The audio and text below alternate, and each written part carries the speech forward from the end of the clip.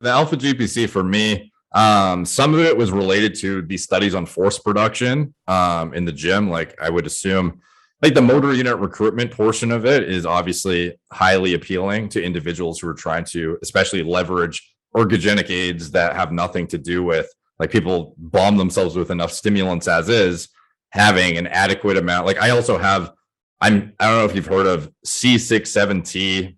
What is it, homozygous for MTHFR? It's like the worst methylation impairment you can have via, like a genetic analysis.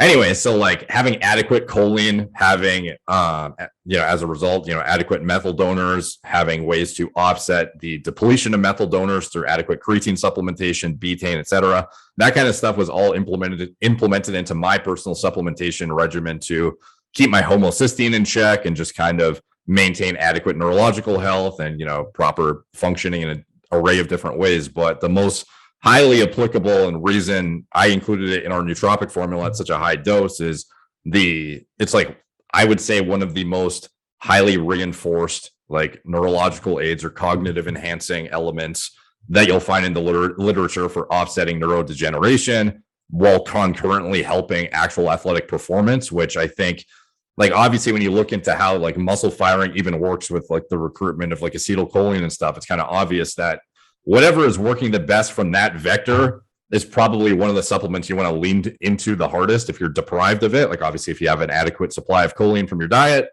maybe you don't need it, but a lot of people are not getting enough, liver, eggs, like whatever it is that they're getting their choline from. So the alpha GPC component, for me, is like one of the most useful nootropic agents you could possibly deploy. And it's one of those things where, like a multivitamin, for example, perhaps not everyone is deficient in, I don't know, random vitamins that they're going to get backfilled from a multivitamin. Like I'm sure a lot are, but with choline specifically, I find it's very infrequent that somebody's diet is sort of representative of what I've seen in the literature to be like a decent, like adequate amount of choline. And especially with the prevalence of methylation impairments in the general population now, like seems quite common. So I don't know, for me, it's just like has multifaceted purposes, and it's just like one of the most effective nootropic agents for, actual like neurological benefits, but also transfers into like physical endeavors too. So that's kind of how I saw it. Yeah,